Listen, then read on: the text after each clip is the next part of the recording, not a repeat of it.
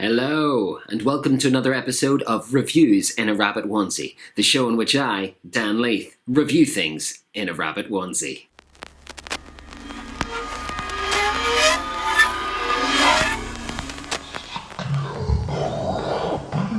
So this month things are going to be a little bit different because it's October. Because October means for me, I have to watch 31 horror movies that I haven't seen before. And I'm here to give you the rundown and the highlights. So welcome to Dantober, which is a name I came up with either due to narcissism or a complete lack of imagination. Anyway, let's kick things off with movie number 1, 2019's Midsommar. Midsommar.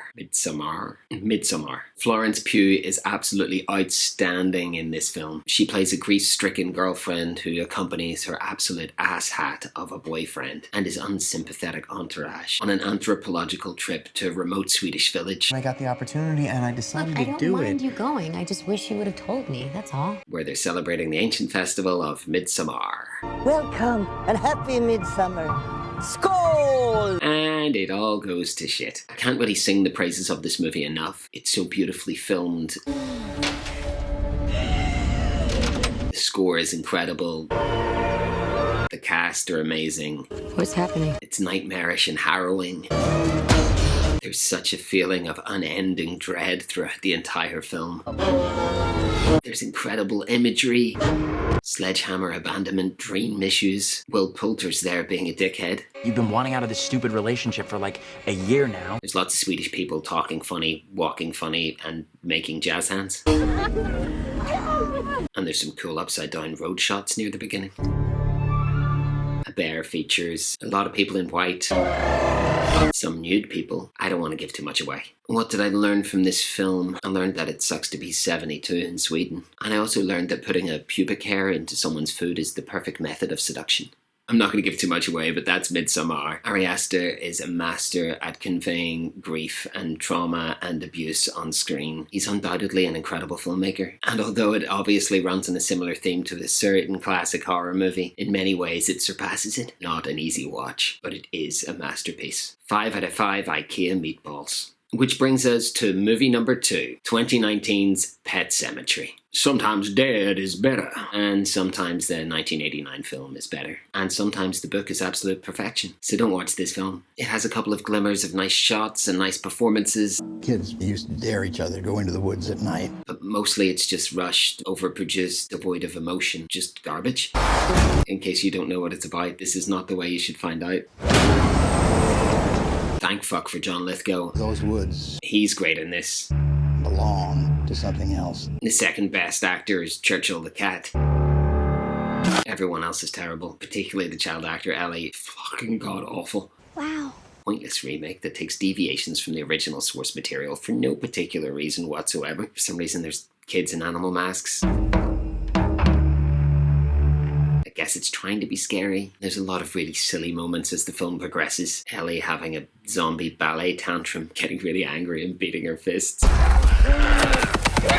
It's unintentional comedy that unfortunately doesn't fall into the realms of so bad it's good, because at this point I'm bored to fuck. What did I learn from this movie? I learned that sometimes a child actor's performance can be a lot more painful than a knife to the gut. But we can, Daddy. We can. 1 out of 5 tins of Whiskas original cat food. Which brings us on to movie number 3, 2019's Killer Sofa. It's a New Zealand horror comedy, and a pretty cheap one at that. But the funny thing is, it's not even about a sofa. No one even mentions the word sofa in this film. It's about a recliner, a killer recliner. But I guess the killer recliner just didn't have the same ring to it. But is it any good? Not really. I mean, the star of this movie is definitely the chair. It has hilarious facial expressions. And there's some very funny moments of puppetry. But I mean, mostly it's just a hot mess. There's so many crazy characters and odd plot lines and way too much exposition about a Debauchery, which is the entity that's in the chair. But it does have some moments. A hilarious scene where the chair is trying to maneuver pushing a body off the balcony. And there's a scene where a girl starts reclining in the chair and she starts getting really turned on or something. I'm not sure what's happening in the scene, and it goes on for quite some time. But at least the following day, the chair makes her breakfast, so at least he's a gentleman. Let's get it on. There's also a very strange scene where a man dry humps some lingerie. It's a bizarre hot mess. Maybe worth a watch if you're in the right company and with alcohol. It's almost worth it for the chair alone. I mean, he looks like an angry Pokemon. Psycho Chair, I choose you.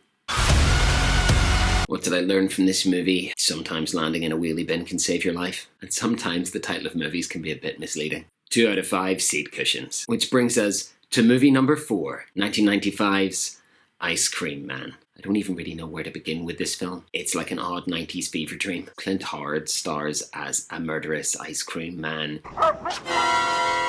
Olivia Hussey's there giving one of the worst performances I've ever seen on screen, ever. Gregory. There's a child in a fat suit for no reason whatsoever. Trolling for tuna. You've got other talent like David Naughton, Get that hunk of junk out of here! Jan Michael Vincent. Is it important that we know who Jan Michael Vincent was in order to get this? Nope. But to call this movie a hot mess would be an understatement. It's a hot, messy Sunday. It's a film filled with terrible fashion, sandy ice lollies, severed head puppetry. Don't you know there's a curfew? Severed heads being served in ice cream cones. Really bad acting. Hey, now that's an ice cream cone. And probably the worst music that I have ever seen be in a film ever. What did I learn from this movie? I learned that whales were often killed for the purposes of making perfume. That's an actual fact, I just didn't know it. And I also learned that not every day is a happy, happy, happy day. It's Rocky Road today.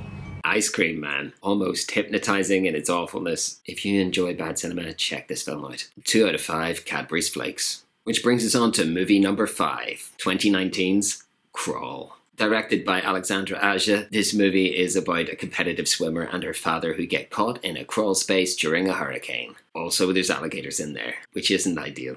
I mean, the dialogue and the script in this film are pretty ropey. Lots of cringeworthy pep talk, competitive swimming backstory dialogue. But actually, the cast do a really good job with the shit they've been given. One of the biggest problems with the modern creature feature is that the CGI is just terrible at times. But in this movie, that's exactly what's happening. Those are some bad looking alligators, and yet despite this, it's actually really fucking exciting. Non-stop, good fun, and well worth a watch. There's a great scene where alligators take some vigilante justice against some looters. See, I told you! And Sugar the dog is an absolute highlight. It's a good bit of exciting fun. That's not a screwdriver. This is a screwdriver. It's a short enough film as well, and the action just keeps going. You think it's over, and then it's not. Like Lord of the Rings, but in a way that I enjoyed it. What did I learn from this movie? I learned that you should actually probably fucking evacuate if there's a hurricane. I also learned that it's always useful to learn how to hold your breath for a long time. And that's Crawl. 3 out of 5 bottles of Gatorade. Which brings us to movie number 6. The Sect, or The Devil's Daughter, or Demons 4. This movie had way too many titles. I've actually been trying to watch it for about 20 years as well. I almost bought a VHS copy of this movie in the early noughties for £28, but I didn't because that's ridiculous. This movie was made in 1991, co-written and produced by Dario Argento. It stars Kelly Curtis, who's Jamie Lee's sister. Didn't even know she had one, and it's an odd but often gorgeous story about satanic sects, not sex. It's an Italian movie directed by Michele Soavi. It has some bad dubbing, some over-the-top performances, but despite all this, I really enjoyed it. It's surreal and beautiful. It's like if David Lynch ever directed a giallo film. There's a truly surreal dream sequence featuring an elongated body and a giant bird. Class. It also does wonders in making the grotesque beautiful. A shot of blood mixing with milk. There's no use bleeding into spilled milk. And there's a scene with hooks in a face, and yet it's pretty. Watch. There's also unsettling scenes like bugs crawling up people's noses. There's a haunted face cloth, more bird stuff, and there's lots of rabbit action. Not being biased, but I really enjoyed the rabbit action in this film. Obvious Alice in Wonderland symbolism, and a hilarious scene where the rabbit's watching television. It's literally like flicking through the channels. Comes across a magic show. It's a magician pulling a rabbit out of the hat. It's like, no. What is this filth? I have no idea. But I loved it. What did I learn from this movie? I learned that if you call to a rabbit, it won't come. And I also learned that having a photograph of a seductive-looking kangaroo in the background is very distracting. I mean, what's with this photograph? Anyway, that's The Sect, aka The Devil's Daughter, aka Demons 4. Just give it one name. This movie is so batshit crazy and yet beautiful at times that it made it really hard to rate, but I can see myself watching it many more times in the future, so I'm going to be generous with the rating, and I'm also giving it the Hidden Gem of the Week award. Hidden Gem of the Week. And I know what you're thinking. It's 8 days, 8 movies, that's not a week. But you can't divide 31 equally by 7. So back the fuck off. Especially you, Brendan Quinn. Fuck you, Brendan Quinn. Just amazed I got through this entire bit without making some crass joke about Kelly Curtis taking a rabbit to bed. The Sect. 4 out of 5 bird masks. Which brings us to movie number 7. 2018's Unfriended Dark Web. It's a standalone follow-up to 2014's Unfriended. It once again all takes place on someone's computer screen. Yo! Hey buddy, how you doing? Which I know grated with a lot of people, but I personally find it quite immersive and I really like it. It's like a modern twist on found footage. Anyway, this movie is about a young man who gets a new laptop. I got a new laptop. Actually new. He's having a games night with his friends over Skype, like he's in some sort of COVID-19 lockdown. It is game night. Ow, ow! Are you ready? But this movie predates that. Guess they just don't like hanging out in person. Anyway, it turns out that this fella's laptop contains some sinister materials. I found this folder, it was hidden. And him and his friends find themselves thrust into the darkest corners of the internet. It's actually extremely affecting for the first third of the film. That looked way too real. I think that is real. Receiving unnerving messages. Finding some truly sinister video footage on the computer. And finding out in a rather unpleasant manner the definition of trephination. Stop. Oh god. Unfortunately, as the film goes on, it gets a bit silly, and it all gets rather preposterous and illogical. It's overproduced in the fact that if a dark web figure appears on the screen, there's this awful, tacky, glitchy effect.